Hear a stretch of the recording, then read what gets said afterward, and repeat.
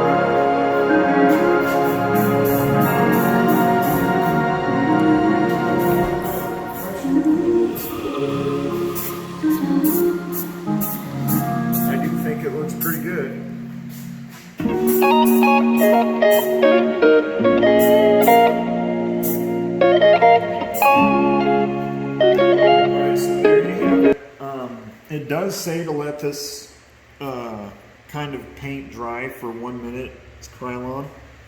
So I'll let it dry for a minute. Well, that's in between coats. So probably realistically, I'll let it go for about 10 minutes and then I'll flip it over and then I'll do the others. Actually, you know what? I'm goofy because I don't actually have to wait.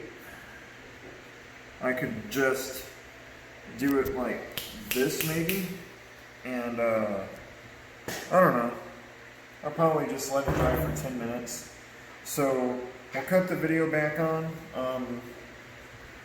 when I'm ready to do the actual paint step, because, you know, priming the other side will just be like priming this side here.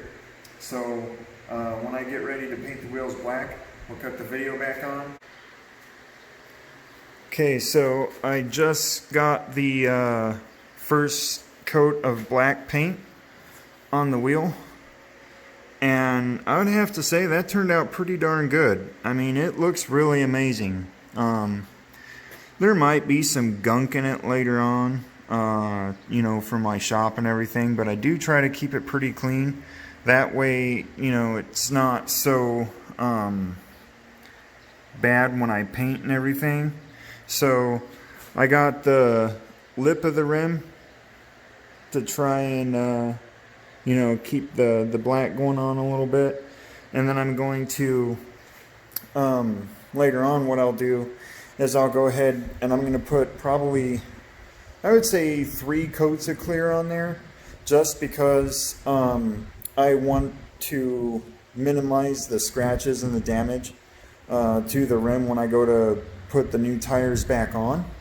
And just to give you an idea, here's my new tire right here. It's a rib tire. I got it from Cub Cadet in I believe Zanesville, Indiana. And this is what these suckers are going to look like paired up together. I mean, that looks pretty darn good right there. You know, I'd have to say, I like that.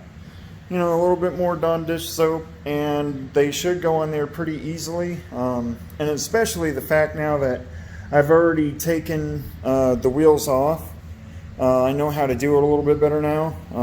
And they are kind of thick tires. They're 4-ply, so they are kind of tough. And new tires are always a little bit tough to get on because they haven't been worked and whatever.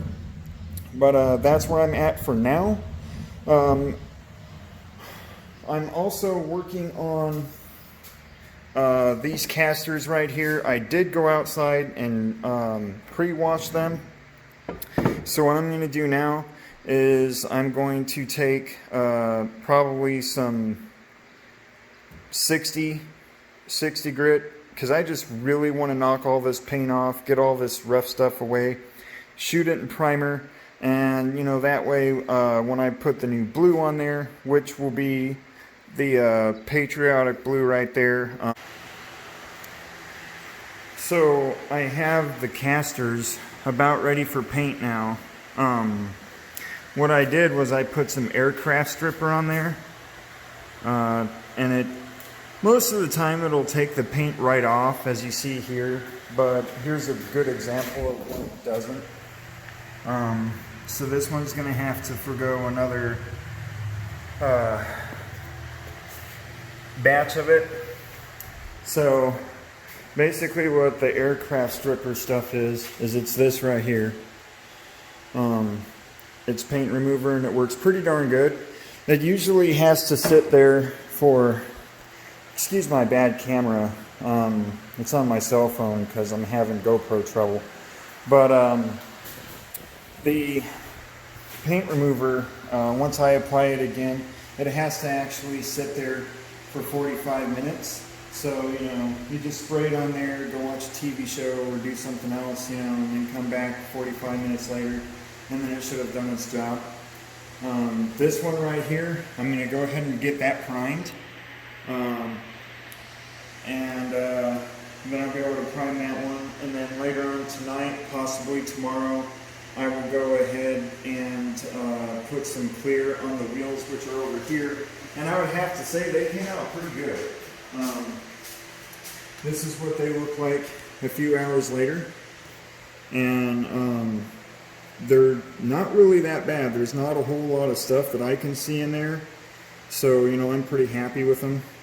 We're just going to try and clear everything at the same time. That way it's done all in one go. But once I get both of these shot in primer and they are ready for paint, I will do another update. Well, so I got these front casters painted now. I went ahead and shot them with primer. Got them both painted. Now this is the first coat, so it's kind of getting late, so I'll probably just let these dry tonight. They say it dries to the touch, or you can recoat in 1 minute and then handle in 20 minutes, but I'm just going to wait till tomorrow, give them a closer inspection and see how they came out. I hope that they really came out good, because boy, they sure do look good. So I'll just have to flip them over and then paint this other side blue, and then they'll be ready for clear. But man, look at these though. Like, they look amazing. They look really, really good. They look brand new. Especially the inside here. That looks so good. It's got a nice gloss on it.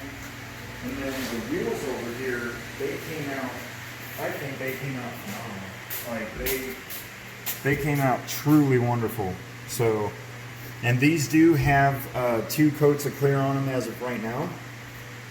So I'm thinking tomorrow they're going to be ready for me to put the tires on and slap them suckers back on the 0 turn as soon as these things get shot with clear. Tomorrow I think I might do maybe the deck. I'm not too sure. Not the mower deck, but I was thinking about maybe doing this deck here. Not really sure about that, but before I do put the casters back on, what I am going to do is I am going to come in here and I am going to, like, at least detail this area right here, make it all nice and clean, you know. That way it all looks good, it all looks fresh. I might even pull this thing out tomorrow and give it a nice bath, you know, just make it look really good since I am painting it. Later on in the future, what I might do is go ahead and clean these wheels here and shoot them with clear, because the way those wheels are turning out with the clear on them, I think they look way better than those, because those are just the gloss black paint that came out of the can. I never put clear on that. So if I like those wheels the way they look so much better, I think I'll just go ahead and pull those off, shoot them with clear real quick, and then it'll all match. It'll look really good. As for the other color of blue that I have, I'm really debating on where I'm going to put that. So I'm thinking I'm going to do the bigger area right here and the darker metallic blue that I showed earlier. I might even do this side panel right here, which I would have to take the tire off to get to that, and then maybe take this back off and you know, kind of redo that. But you know, that's where I'm at right now. Other than that, the deck itself, as you can see under here, like, it really needs to be repainted. It's got all kinds of rust, peeling paint and everything. So, you know, that's definitely going to get done. But if you look under here, there is all kinds of pins and bolts and everything that it just looks really confusing, and I use my mower like every week. So that might be a winter project, or, you know, it could be sooner, who knows. I just kind of go on the fly with what I do. But that will be it for tonight. Alright, so it is the next day here, and I just got my tire mounted back on the wheel. And you may be wondering, why does he have it in a vise for? The reason why is because they're very small tires and they're very hard to get on. So what I had to do is, I'm not going to do it now, but I had to get the vice grips clamped with the rag there to hold the tire, and then I put tape on these screwdrivers here, that way it wouldn't scratch the wheel that bad. But I had to use some Dawn dish soap and just kind of force it on there, and then put the screwdriver here, and then just kind of work the tire around. Because smaller tires are a bit harder to get on, and these are 4-ply, so therefore they are kind of stiff. But I don't think I damaged that rim as bad. This one, however, since it was my first one, it did take a beating. So I am going to have to do a little bit of touch-up work on this, which I kind of I kind of expected that. Again, I'm sorry for the video quality. I do plan on getting a cord for my GoPro today. That way I can fix it and have better quality videos. Again, I guess my cable went out, and it won't allow me to just download videos to my computer as easily. So that's why I'm shooting off my phone right now. So again, I apologize for the quality of the video, but I'm doing my best. But yeah, so I just got to wash these wheels, do touch up as necessary. These casters right here, I did get the second paint of or the second coat of paint on there today. I'm going to shoot them with clear very soon, and then these shouldn't be any trouble at all getting them back on. So it is now a few days later on this project, and what I did last night was epic. So I do have one of the casters and wheels on, and there's a reason why there's only one of them on. So last night I thought it would be a good idea to take my impact here and just wing that nut on there, or the bolt, and it snapped it. So now I'm having to do this. My brother is going to help me out because he's worked with snapped bolts before. And as you see, it's like stuck in there. So he's going to have to weld on a little nut, kind of like off center. And then I should be able to take a socket or a little wrench and just back that out, and then fix it like that. Other than that, I would have been done with it probably last night or already today, and I would have been wrapping up the video. But yeah, excitement got the best of me, and I messed up my part, but thank God I can fix it without having to order a new caster, because I don't know how much those are. But I wouldn't imagine it would be that expensive, but just the inconvenience of it would have been quite awful. Okay, so the plan did work, and I'm going to let my brother here explain like what he did, and that way you guys, if you have the same problem, then you'll know what to do. So if you have a welder, what I do is I turn it down real low. I think I set this one for 18 gauge. So, I mean, fairly low. I actually think I had mine on 120 and 15 volts. But it was a small enough bolt, it's real tricky actually welding the nut onto the front of it. So what I did, you can see here, is on that bolt, you just put a little tack weld on the end, and normally it won't stick to your outside piece because it's a bigger mass, it's more steel there, so it's harder to heat it up and weld to it versus the bolt just heats up instant. But you just do a tack weld, let that cool, put another ball on it if you will, let it cool, and I mean you literally just wait until it's not glowing red anymore. You don't have to actually let it cool. But keep building it up, and you can actually grab onto that with vice grips and back it out that way. And that's what we did here. And as you can see, we didn't get any spatter or any distortion or nothing up here. Didn't mess up any of the threads. What works well for me, and this helps a lot with exhaust bolts too, is take just regular water or cutting thread or WD-40, whatever you have on hand, and throw it on that while it's glowing red hot. It kind of shrinks everything up, helps break the bolt loose if it is seized. Then also you don't want to try to twist on it when it's hot because the metal's still malleable at that point. But it's out, and it costs nothing. There's maybe an inch or two of wire. Very, very little argon. And that is how you remove a snapped bolt from whatever it is that you're working on. So, and that trick can also work, I mean, within reason, if the bolt is actually a little bit below the surface. You can actually get in there, like I said, turn it down real low so that way it's not hot enough to actually melt the outside piece, just the bolt.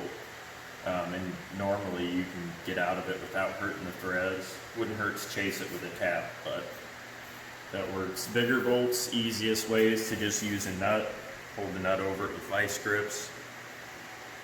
Done a lot of them that way, it helps. So I did get the wheels back on, everything is now done, and I would have to say, man, it looks freaking good. Like, it looks way better than what it did before. Look at that, guys. Back wheels, I painted them recently. The front casters look amazing now. They look a lot better than what they did for sure. I think it turned out really well. Paint job on the casters, and the wheels themselves look good. As you've seen before, there's like a bunch of rust, you know, going down there, no longer. And the tires look pretty darn good too. They were $77 for two of them, and they are Carlisle tires, 4-ply, and the size of them is 11 by 4 by 5. And yeah, took it for a spin. Everything works good. There's no vibration, there's no clunking around or anything like that. It all turned out wonderfully. I'm so happy with it, and I can't wait to do more. Like I said, there is more on this zero turn coming as far as the restoration goes, because it's going to take a while, but I'm eventually going to restore the whole thing, and the whole thing is going to look brand new, so make sure you stick around for that.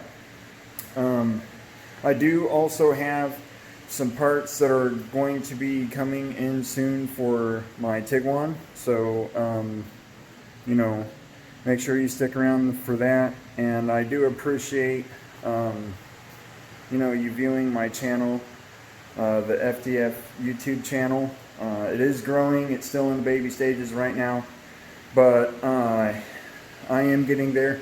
And another good thing to mention is I did figure out what was wrong with my GoPro. It wasn't the cord.